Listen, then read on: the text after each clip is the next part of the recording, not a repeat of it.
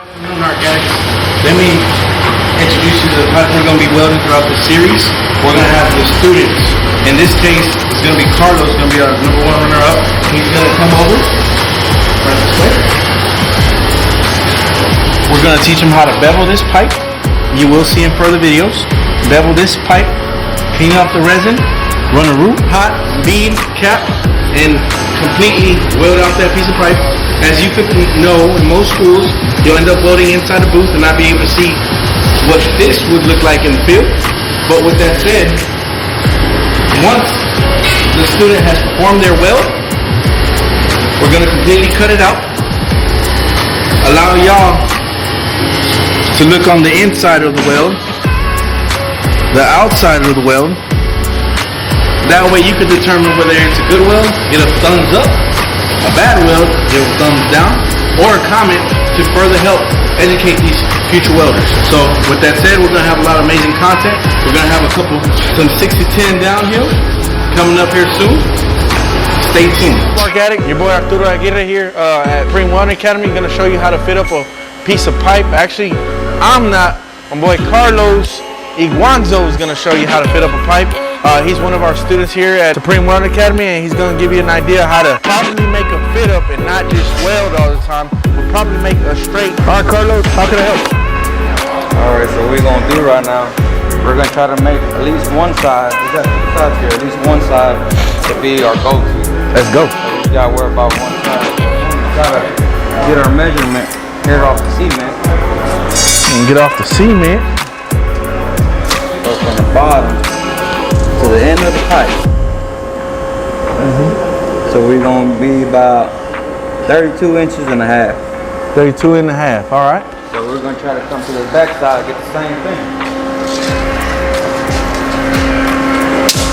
Check it. 32 and a half. We up about a 1/4 inch, so we're going to need to come down just a little bit. A little bit more. That's good right there. Money. We're going to put this bad boy right here. So we're going to check, see it should be pretty close to level. Check it out. Make sure it's close to bevel right here. Yeah, it's going to be right in the middle.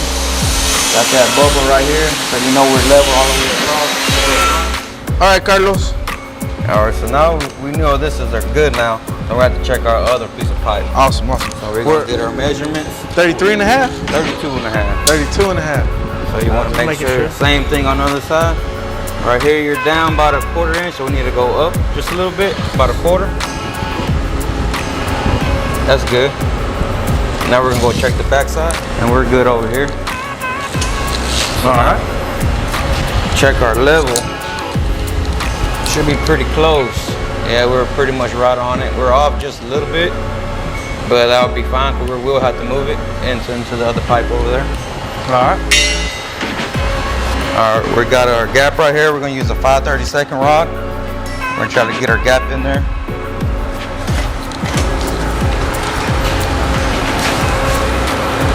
So now that we got it pretty close, put our spacer in there. We do got a little bit of extra room.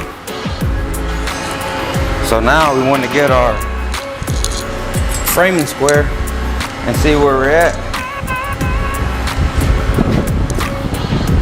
So we see that we have to go up just a little bit.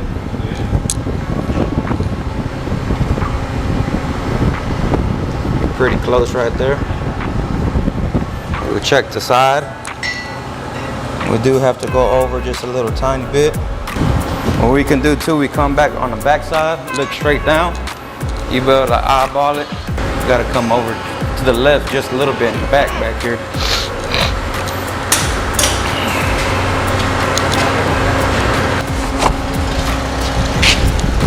Check it all the way around. There we go. There you go. Now we just need to close it up. Close it up now. All right, guys. Now that we have our gap space, Carlos, one of our students here, he's going to perform the tacking. Make sure you have a loose 1/8 all the way around. Make sure you're going to have a good ground clamp. I'm actually the guy holding the ground clamp for Carlos. Give me a second. All right, guys. Carlos is going to be tacking this pipe with 70S2 wire. It's gonna be at 96 amps. He's gonna give it a Tack at 12, 6, and either 3 or 9 o'clock.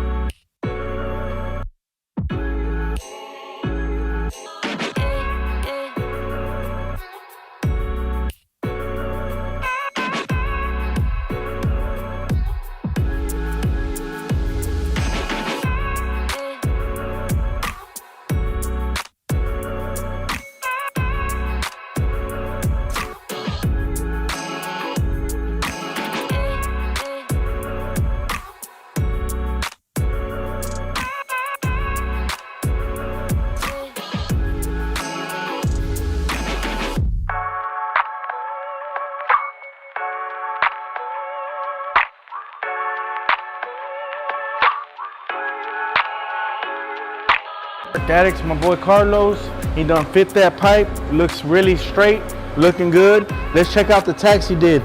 Make sure we got them where we need them. We got a 6 o'clock, fully penetrated, burnt both walls, has good reinforcement. Got a Tack here at, depending on what side you're looking at, either 9 o'clock or 3 o'clock. And at 12 o'clock, good tacks. So Carlos, I'm gonna have you do a grind in.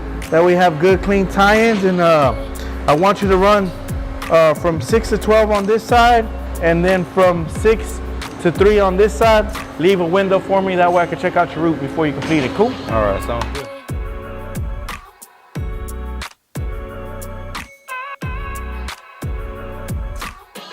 Arc Addicts, another beautiful shot. Here you can see the student welding the puddle. It should be a little bit more fluid, so he could definitely afford to turn up the heat just a little bit more. That way he can just carry a little bit more heat as he moves. A good note is that if you burn a little warmer but are able to travel a little faster, you actually put less heat in the metal, making it a better sounder weld.